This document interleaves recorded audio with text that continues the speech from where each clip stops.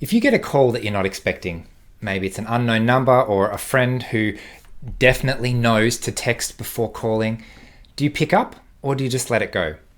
Today I did something completely out of character, and let's find out why.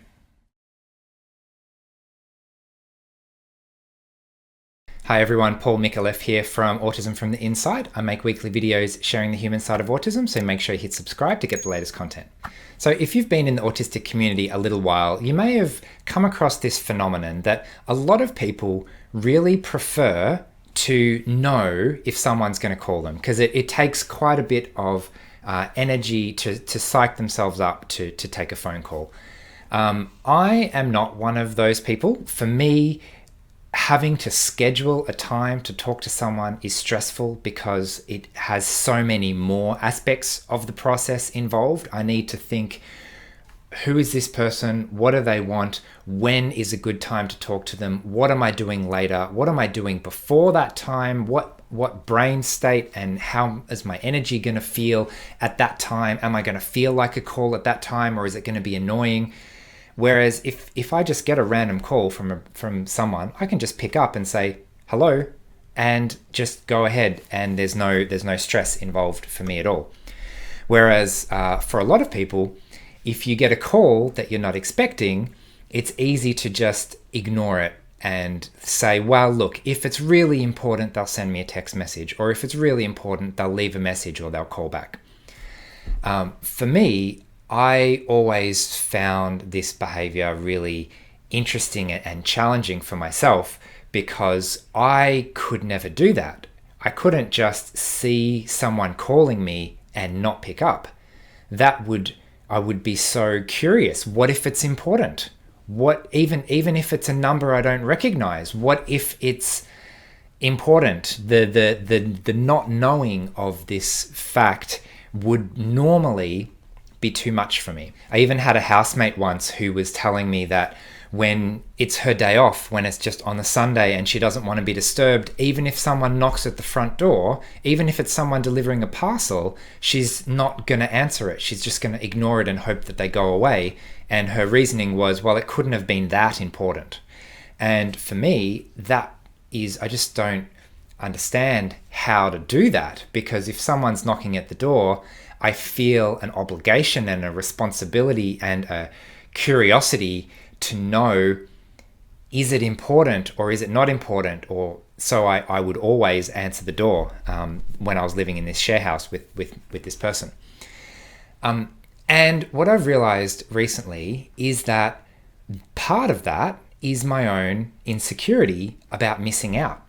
I'm constantly trying to be on and look at all of this stimulus coming at me in the world, whether it's messages or emails or phone calls or people talking to me or people knocking at the door even.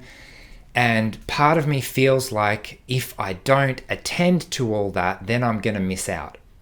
And naturally, you may see where I'm going with this, I don't seem to have a very good filter on that.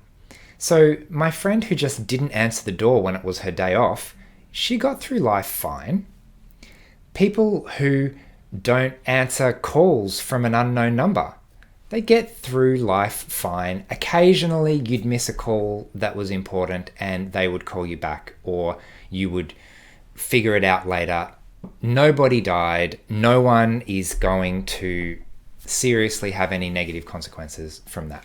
Whereas I don't tend to have that filter, and for me, everything is just as important as everything else. So today, I did something that was a little bit out of character. I was having a power nap, at least I was planning to, just before recording this video, and there was someone at the door, ringing the doorbell.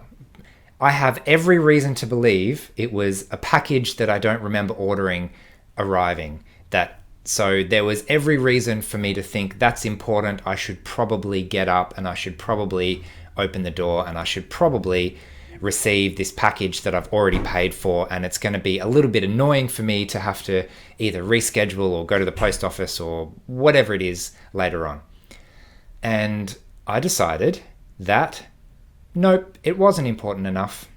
I'll just let it ring. I even psyched myself up just in case they ring a second time. Sometimes delivery drivers are very keen and they ring 2 or 3 times just to try and make sure you're home or not home or whatever the case may be, which is actually great, better than the ones that give a half-assed attempt and say, oh, well, I looked at the gate and it didn't open sporadically, so I guess there's no one home. I'll just not deliver my parcel. Anyway, back on track. What was I saying?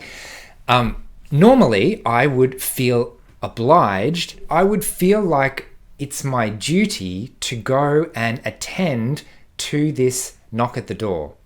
I would feel like it's my duty to pick up the phone, to respond to the email, to message my friend back when they send me an SMS.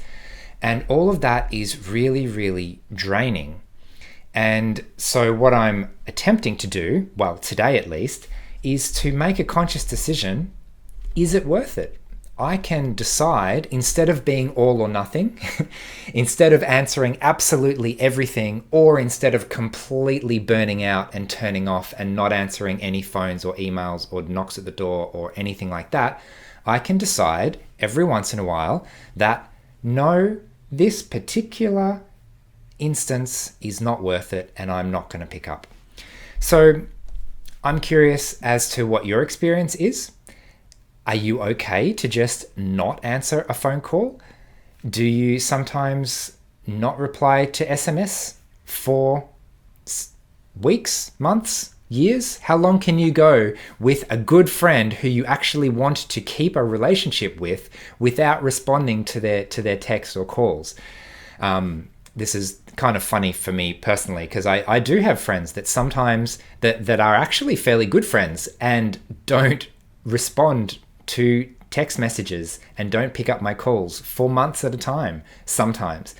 But that's just the way they are, and you kind of have to just accept that. And I know for myself, I get really easily overwhelmed by certain things like emails and things like that. And there are definitely emails in my inbox from years and years ago that somewhere in the back of my mind, I'm thinking, oh, I shouldn't delete that because maybe I should respond to that question.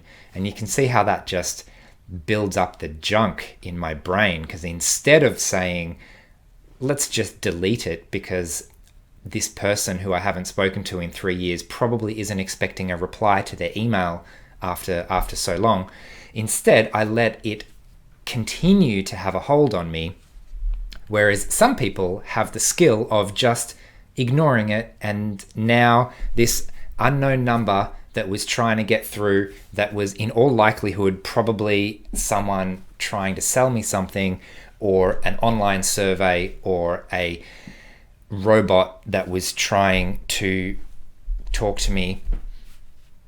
There was no good reason that I had to pick up. But for me, to not pick up is really challenging. Anyway, I am rambling a little bit. I'm curious to hear your experience. What do you think? Otherwise, thanks for watching. I hope you found this interesting, and I will see you again next week. Bye.